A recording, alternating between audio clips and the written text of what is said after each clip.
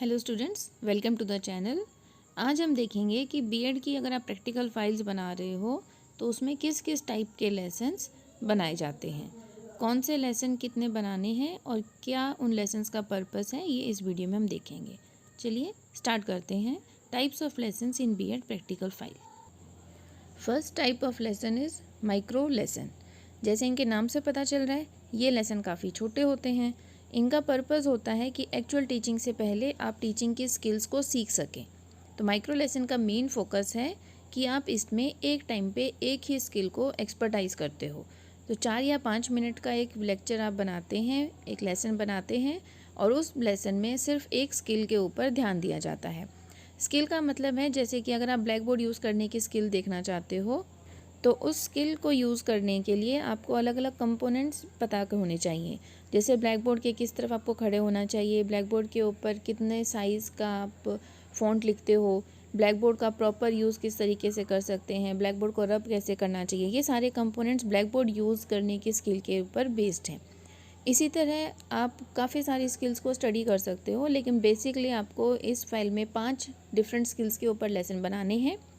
जैसे कि explanation skill हो गई, क्वेश्चन आंसर स्किल हो गई, skill of probing questions, explanation skill हो गई, स्किल ऑफ इंट्रोडक्शन है। इस तरीके से आप 4 या 5 मिनिमम 5 लेसन्स आप इसमें बनाएंगे माइक्रो के, और इसमें 5 डिफरेंट स्किल्स को आप एक्सपर्टाइज करेंगे।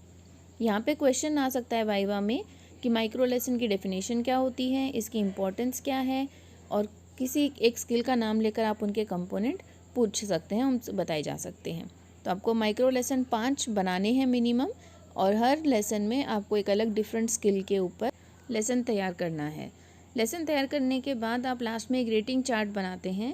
उस रेटिंग चार्ट का क्या पर्पस होता है, किस तरीके से वो बनाया जाता है, इसके ऊपर भी ऑब्जर्वेशन लेने वाले आपसे क्वेश्चंस पूछ सकते हैं। तो रेटिंग चार्ट का पर्पस है कि आपने उस स्किल के अलग अलग कंपोनेंट्स में कितनी एक्सपर्टाइज हासिल की है।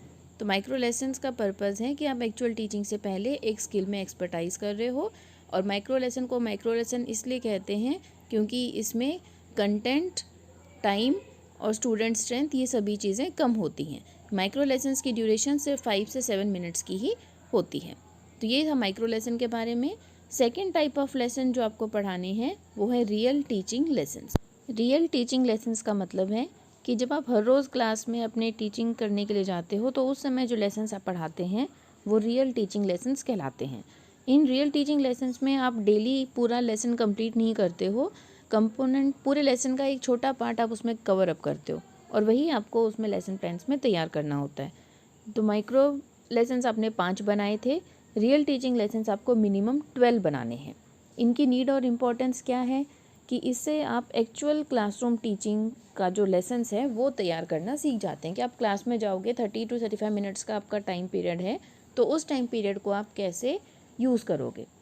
अब इन टाइम पीरियड को यह कैसे यूज़ करना है ये हम इसके नेक्स्ट पॉइंट से कवर अप कर समझ सकते हैं, जो है कंपोनेंट्स। तो रियल टीचिंग लेसन्स में काफ़ी सारे कंपोनेंट्स होते हैं जो आपको कवर करने होते हैं। सबसे पहले आप लेसन प्लान में लिखेंगे ऑब्जेक्टिव्स, कि आप जो लेसन पढ़ा रहे हो उसका क्या ऑब्जेक्टिव है, बच्चे उसको पढ़कर क्या सीखेंगे। इसके अंदर आप और पार्टीशन कर सकते हो, general objectives and specific objectives. Second point जो आपको कवर करना है वो है टीचिंग एड्स, कि आप लेसन पढ़ाने के लिए कौन कौन से टीचिंग एड्स यूज़ करेंगे। तो टीचिंग एड्स भी 2 टाइप के होते हैं, जनरल टीचिंग एड्स और स्पेसिफिक टीचिंग एड्स। तो आपके चार्ट, डस्टर, पॉइंटर, ये जनरल टीचिंग एड्स हैं क्योंकि हर लेसन को पढ़ाने के लिए इनकी ज़रूरत पड़ती है। स्पेसिफिक टीचिंग एड्स होते हैं कि उस पर्टिकुलर टॉपिक को पढ़ाने के लिए आपको कौन से टीचिंग एड की हेल्प लगेगी। जैसे कि मान लीजिए आप मैथ्स का लेसन पढ़ा रहे हो और आप बच्चों को शेप्स सिखा रहे हैं, तो आप पर्टिकुलर शेप्स क्लास में ड्रॉ कर सकते हैं चार्ट के ऊपर, या उन शेप्स की कोई ऑब्जेक्ट्स ले जा सकते हैं क्लास में, तो वो आपके स्पेसिफिक टीचिंग एड्स हैं। थर्ड पॉइंट जो आता है वो है PK टेस्टिंग, जिसे हम प्रीवियस नॉलेज टेस्टिंग या पूर्व ज्ञान परीक्षण कहते हैं। इसमें आप बच्चों से ये जानकारी लेने की कोशिश करते हैं कि बच्चे को उस टॉपिक के बारे में पहले से कितनी जानकारी है। तो PK टेस्टिंग का फुल फॉर्म कई बार पूछा जाता है, इसका फुल फॉर्म है previous knowledge testing. Fourth point होता है अनाउंसमेंट ऑफ टॉपिक, जहाँ पे आप एक्चुअल टीचिंग अपने लेसन की स्टार्ट करेंगे। तो यहाँ पे हम देखेंगे कि हमने बच्चों को टॉपिक बता दिया है कि हम ये टॉपिक आज पढ़ने वाले हैं। अनाउंसमेंट ऑफ टॉपिक के बाद आता है आपका लेसन का प्रेजेंटेशन। इसके अंदर आप अपने 3 पार्टीशंस कर सकते हैं, जिसके अंदर एक कॉलम आएगा pupil teacher activity, second column है student activity and third column is black board work.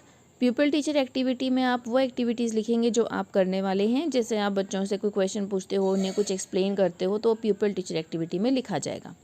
Student activity में वो एक्टिविटीज़ आती हैं जो आप टीचिंग के इस टाइम पे स्टूडेंट्स कर रहे हैं।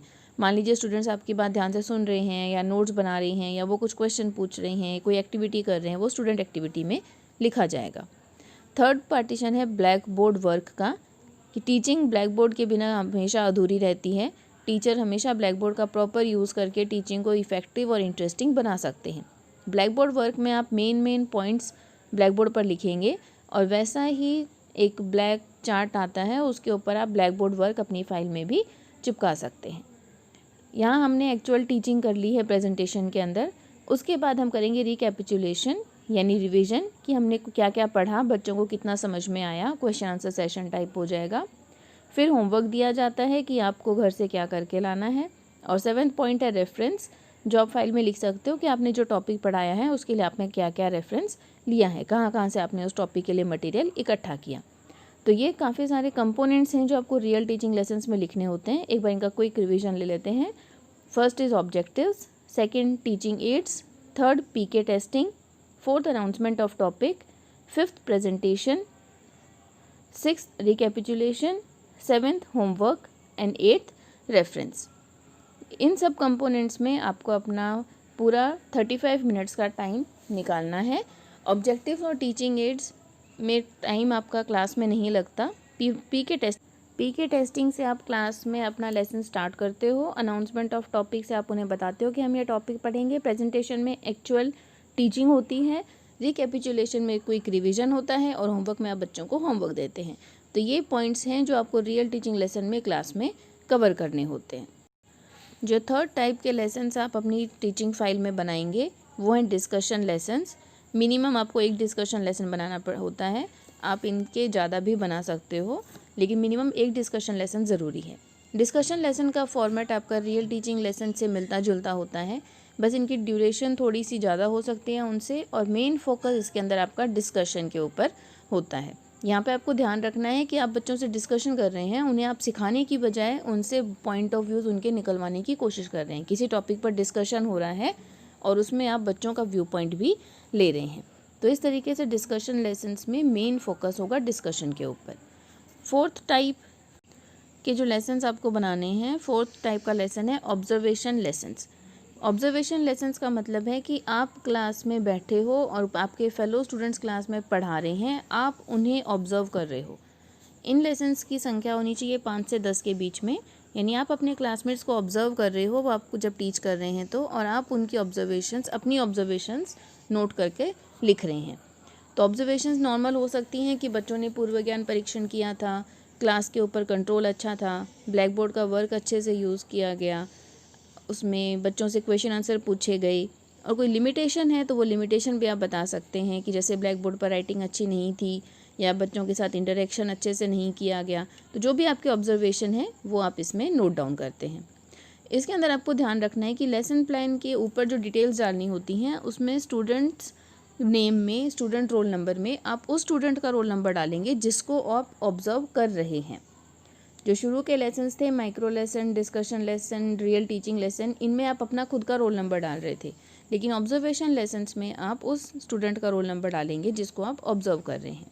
तो अपनी ऑब्जर्वेशन लिखने के बाद आप नीचे अपने साइन करेंगे और उस सिग्नेचर के साथ आपके ऑब्जर्वर टीचर हैं वो भी उस पर साइन करेंगे।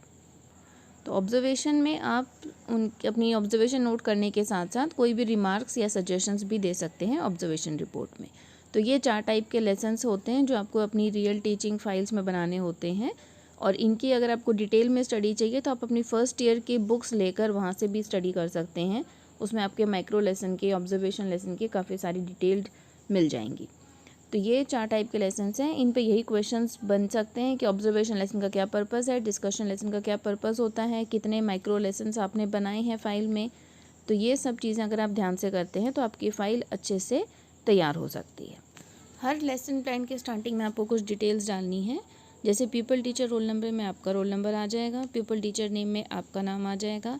सब्जेक्ट जो टीचिंग सब्जेक्ट आप पढ़ा रहे हो, जैसे एसएस की फ़ाइल है, हिंदी की फ़ाइल है, तो वो सब्जेक्ट आपका इसमें आ जाएगा। टॉपिक में वो टॉपिक आएगा जो आप बच्चों को पढ़ा रहे हो। मान लीजिए आप हिंदी में संख्या पढ़ा रहे हो तो वो टॉपिक के अंदर आ जाएगा। क्लास, उस क्लास का नाम आएगा जो आप पढ़ा रहे हो। मान लीजिए 7th क्लास पढ़ा रहे हो, 8th क्लास पढ़ा रहे हो, तो क्लास में पीरियड 2nd, 3rd, 4th कौन सा पीरियड है वो डालना है। ड्यूरेशन में टाइम पीरियड डालना है कि आपका लेक्चर कितने पीरियड का है। माइक्रो लेसन में 5 to 7 मिनट्स होगा। रियल क्लासरूम लेसन्स जो हैं वो 30 to 35 मिनट्स के हो सकते हैं। ऑब्जर्वेशन लेसन्स भी 35 मिनट्स के हो जाएंगे। Average age of peoples optional होता है, इसमें क्लास के अकॉर्डिंगली बच्चे की एज आप डाल सकते हैं। इसके अलावा फाइल के स्टार्टिंग में ये 4 चीज़ें होती हैं, इन्हें भी आपको कंप्लीट करना है और जहाँ पे भी पीपल टीचर साइन आता है वहाँ खुद के साइन करवाने हैं। इस तरह आप अच्छी फाइल तैयार कर सकते हैं।